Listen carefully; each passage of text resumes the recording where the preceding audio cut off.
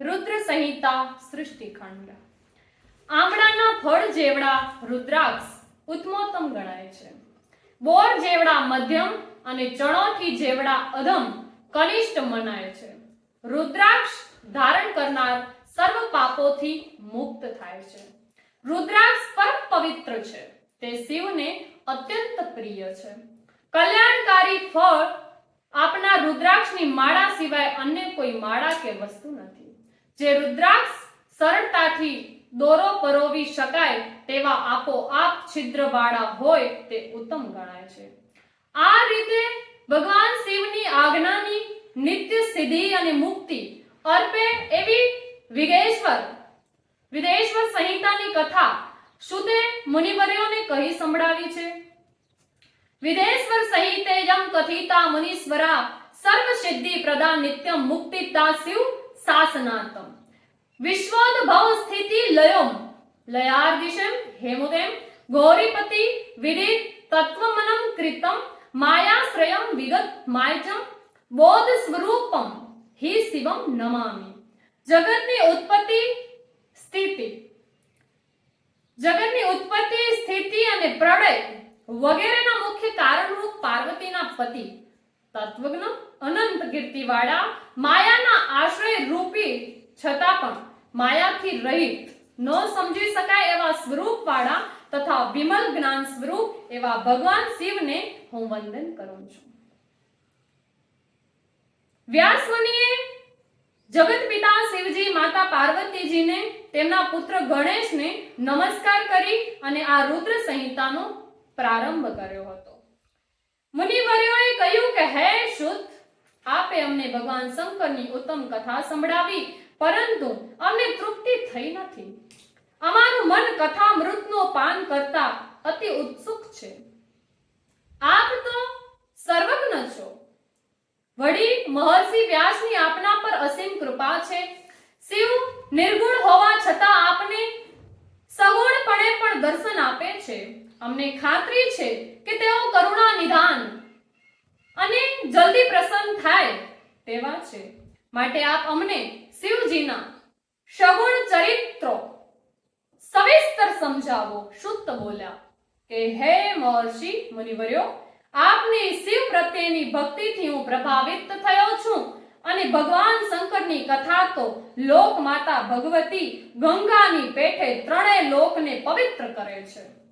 શિવ પુરાણમાં શિવજીને સર્વ દેવોમાં શ્રેષ્ઠ, આદિ, અનાદિ અને જગત કર્તા તરીકે વર્ણવ્યા છે.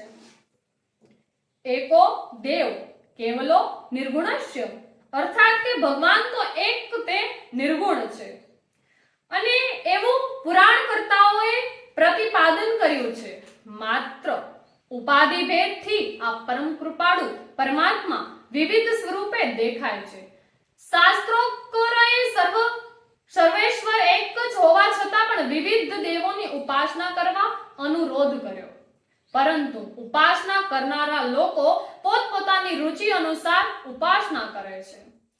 ઉપાસના દ્વારા તન મનના ત્રિવિધ તાપો સમાવવા એ જ ઉપાસનાનું રહસ્ય છે. પૂજા કે ઉપાસનાની પરંપરા આદિકાળથી ચાલી આવી છે. હિન્દુ સંસ્કૃતિની ઇમારત ધર્મ, જ્ઞાન, વૈરાગ્ય અને ભક્તિ પાયા ઉપર ચડાયેલી છે, ટકેલી છે. દેવોની ઉપાસનાનું સ્થાન અનેરું છે, અનોખું છે અને અદ્વિતીય છે. ઉપાસના એટલે સમર્પિત થઈ જવાની ભવ્ય ભાવના. દેવ તો એક જ છે. મુનિઓએ પૂછ્યું કે હે શુદ્ધ, શિવનું પ્રાગટ્ય, તેમની લીલા અને ચરિત્રો, પાર્વતીનું પ્રાગટ્ય, તેમનો વિવાહ વગેરે વૃત્તાંત અમને કહો ને. સુત બોલ્યા, એક વખત નારદ તપ કરવા હિમગિરી ગયા હતા. ત્યાં દીર્ઘકાળ સુધી તપ કર્યું. ઇન્દ્રને ચિંતા થઈ કે તપના બળે નારદ કદાચ મારું ઇન્દ્રાસન આંચકી લેશે તો. આથી તપમાં વિઘ્ન કરવા કામદેવને મોકલ્યો. વસંતનો મિત્ર કામદેવ ત્યાં ગયો છે. તેણે તપોભંગ કરવા યુક્તિ પ્રયુક્તિ યોજી, પરંતુ જીતેન્દ્રિય નારદ આગળ તમામ પ્રયત્નો નિષ્ફળ ગયા છે. નારદજીના ચિત્તમાં કોઈ વિકાર થયો નહીં. કામદેવ કે વસંત ઋતુનો વિજય થયો નહીં, કારણ કે નારદજી પર મહાદેવ પ્રસન્ન હતા. જેના ઉપર મહાદેવ પ્રસન્ન હોય એનું કોઈ શું બગાડી શકે ભલા? તેથી તેમના ઉપર કામદેવ કે વસંતનો પ્રભાવ પડ્યો જ નહીં. તેમણે દીર્ઘકાળ સુધી તપ કર્યું છે. તપથી નિવૃત્ત થયા પછી એમણે અભિમાન કર્યું કે કામદેવને પણ હું જીતી ગયો. કૈલાસ જઈ અને પોતાની સિદ્ધિ કહી સંભળાવી અને આત્મ શ્લાઘા કરીને બ્રહ્માજીને બધી વાત કરી. ત્યાર પછી સગર્વ સગડું વૃત્તાંત વિષ્ણુને કહ્યું. વિષ્ણુ ભગવાને શિવજીનું આરાધન કર્યું છે અને શિવજીની સંમતિ લઈ અને નારદજીને માર્ગમાં માયા રચી. ત્યારે વિચરણ દરમિયાન નારદજીએ એક સુંદર નગરી જોઈ. અહીંનો રાજા શિલનિધિ પોતાની કન્યાનો સ્વયંવર રચી રહ્યો છે અને સારાય નગરમાં ઉત્સવ ઉજવાઈ રહ્યો છે. ત્યારે દેશ પરદેશના રાજાઓ સ્વયંવરમાં ઉપસ્થિત હતા. શિલનિધિ રાજાએ નારદજીનો સત્કાર કર્યો, તેમનું પૂજન કર્યું, પછી પોતાની પુત્રીનો ભવિષ્ય ફળ કહેવા વિનંતી કરી. નારદજી આ કન્યાનું દેવાંશી રૂપ નિહાળી મોહિત થયા. તેમણે કહ્યું કે આ કન્યાને દેવતુલ્ય અને કામને જીતનાર વર મળશે. ત્યારે નારદજીએ વિચાર્યું કે મને જો વિષ્ણુ સૌંદર્ય મળે તો આ કન્યા જરૂર મને જ વરમાળા પહેરાવે. નારદે વિષ્ણુ પાસે જઈ અને તેમનું સૌંદર્ય આપવા વિનંતી કરી છે. વિષ્ણુએ નારદજીને પોતાનું રૂપ આપ્યું, પરંતુ તેમનું મુખ વાંદરા જેવું બનાવી દીધું. તેઓ મંડપમાં જઈ બેઠા. તેમણે મનોબળ નિર્ણય કરી લીધો કે હવે રાજકુંવરી શ્રીમતી મને જ વરમાળા પહેરાવશે. વિષ્ણુની માયાથી સભાજનો નારદજીને મૂળ સ્વરૂપે જ જોતા હતા. રાજપુત્રી શ્રીમતી તો વાંદરા જેવું મુખ નિહાળીને નારદજીની ઉપેક્ષા કરવા આગળ ચાલી ગઈ. ત્યારે તે સમયે ભગવાન વિષ્ણુ રાજાનું સ્વરૂપ ધારણ કરીને સભામાં પધાર્યા છે. તે સમયે ભગવાન વિષ્ણુ રાજાનું સ્વરૂપ ધારણ કરી સભામાં પધાર્યા. તેમણે કોઈએ જોયા નહીં, પણ રાજકન્યાએ જોયા છે. કન્યાએ તેમના કંઠમાં વરમાળા આરોપી દીધી. તેઓ તરત જ અંતર્ધ્યાન થઈ ગયા છે. તે વખતે રુદ્રદેવે મોકલેલ 2 ગણોએ કહ્યું કે નારદ, તમે મોહ પામીને કન્યાની ઈચ્છા કરો છો, પણ તમારું મુખ તો જુઓ. નારદજીએ જળ ભરેલા પાત્રમાં પોતાનું મુખ જોયું છે. તે વાંદરા જેવું લાગતું હતું. તેમણે ગણોને શ્રાપ આપ્યો કે રાક્ષસ યોનિને પામો. હે શુદ્ધ, તમે અદ્ભુત કથા કહી. શિવની માયાને ધન્ય છે. ત્યાર પછી નારદજી વૈકુંઠમાં ગયા અને વિષ્ણુએ કહ્યું કે તમે મને કપટ કરીને કદરૂપો બનાવ્યો, તેથી તમે મનુષ્ય સ્વરૂપને લઈને મોહિત થાવ અને વિયોગનું દુઃખ માપો, અને તમે મને જેનું મુખ આપ્યું હતું તેવા વાંદરાઓની તમારે સહાય લેવી પડશે. આ પ્રકારે શ્રાપ નારદજીએ વિદાય લઈ લીધી અને નારદ મુનિને વિષ્ણુ પર ક્રોધ કરીને અભિશ્રાપ આપ્યો. પરંતુ શિવજીએ માયા સંકેલી લીધી હતી, એટલે પોતાની ભૂલ બદલ પશ્ચાતાપ થયો કે હે પ્રભુ, મારાથી ભયંકર અપરાધ થઈ ગયો છે. મેં આપેલા શ્રાપનું નિવારણ કરો. નારદજી, તમે ખેદ કરો નહીં. તમે મારા અન્ય ભક્ત છો, અનન્ય ભક્ત છો. શિવ તો ગર્વને હરનારા દેવ છે, ત્યારે કાળના પણ કાળ છે. ભક્તો પર કૃપા કરનારા છે, તે મારા પણ સ્વામી છે. માટે હે દેવર્ષિ, તમે મન કર્મ વચને શિવને જ ભજો, તેમની જ ભક્તિ ભાવથી કરો. તમે શિવનો ષડાક્ષર મંત્ર જપો અને રુદ્રાક્ષ ધારણ કરો અને સૌને શિવ કથા સંભળાવો.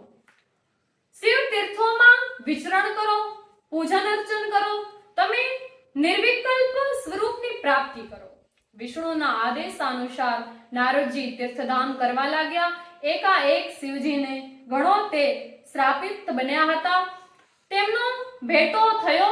તેમણે કહ્યું કે હે મુનીશ્વર, અમારા ઉપર કૃપા કરો.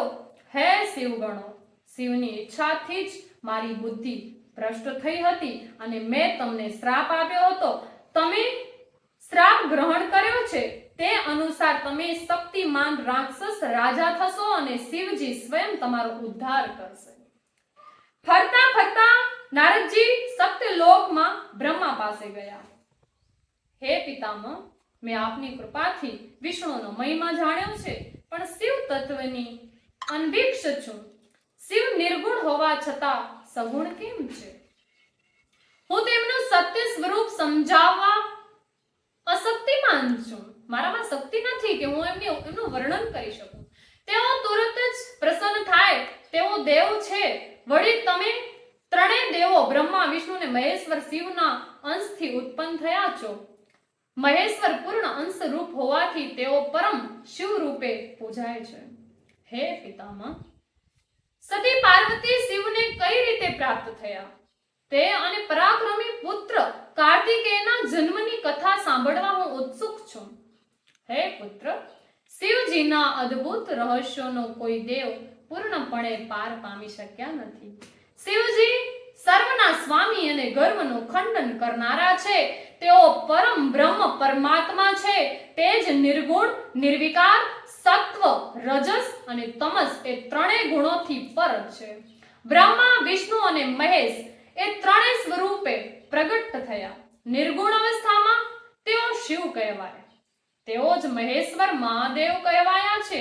તો પોતે જ રુદ્ર રૂપે સર્વનો સંહાર કરે છે. શુદ્ધ મુનિ શિવ શક્તિની વિષ્ણુની ઉત્પત્તિ કરી તે પ્રસંગ વિગતે સમજાવતા કહે છે કે હે મુનિઓ, એક સમયે શિવ અને શક્તિ આનંદમય વિચરણ કરી રહ્યા હતા. ત્યારે તેમણે એવી ઈચ્છા કરી કે આપણું સર્વ કાર્ય સંભાળી શકે તેવા કોઈનું આપણે સર્જન કરીએ. આમ વિચારીને શિવજીએ શક્તિના ડાબા અંગમાં અમૃતનો સંચાર કર્યો. આથી એક દેદીપ્યમાન પુરુષ ઉત્પન્ન થયો છે. આ પુરુષ સત્વ ગુણથી સભર, સુંદર, શાંત, કમળ નેત્રો વાળા, આજાન બાહુ અને અવર્ણનીય ક્રાંતિ વાળો હતો. પ્રગટ થવાની સાથે જ તેણે શિવને પ્રણામ કર્યા અને કહ્યું કે હે પ્રભુ, મારું નામ કહો અને કામ કહો. તમે સર્વ વ્યાપક હોવાથી વિષ્ણુ નામે વિખ્યાત થશો. તેમને તપ કરવાનો આદેશ આપ્યો. તેથી વિષ્ણુએ તપ કરવા માંડ્યું અને દીર્ઘકાળ પછી જ્યારે ધ્યાનમાંથી જાગૃત થયા ત્યારે પરિશ્રમને લીધે તેમણે અંગમાંથી જળધારાઓ વહેવા લાગી છે. આ અપાર જળને લીધે જે શૂન્ય હતું તે સર્વ ભરાઈ ગયું. શ્રીમતી વિષ્ણુ તે પવિત્ર વારીમાં વિશ્રામ કરવા લાગ્યા. જળમાં શયન કર્યું. તેથી તેમનું નામ નારાયણ નારાયણ નીરમાં પોઢી રહ્યા હતા. ત્યારે શિવજીની ઈચ્છાથી તેમની નાભીમાંથી એક કમળ પ્રગટ થયું છે. આ કમળમાંથી બ્રહ્મા પ્રગટ્યા. આકાશવાણી દ્વારા શિવજીએ તપ કરવાના અનુરોધ કર્યા અને ચતુરાનંદને 12 વર્ષ તપ કર્યું. તેથી ચતુર્ભુજ સ્વરૂપે વિષ્ણુ તેમની સમક્ષ પ્રગટ થયા છે. તેમનું અદ્ભુત સ્વરૂપ નિહાળીને બ્રહ્માજી આશ્ચર્યમાં ગરકવિગ થઈ ગયા છે. ત્યારે તમે કોણ છો? હે વત્સ, તમે ભલે પધાર્યા. હું તમારી સર્વ મનોકામના પરિપૂર્ણ કરીશ. વિષ્ણુએ મરક મરક હસતા કહ્યું છે.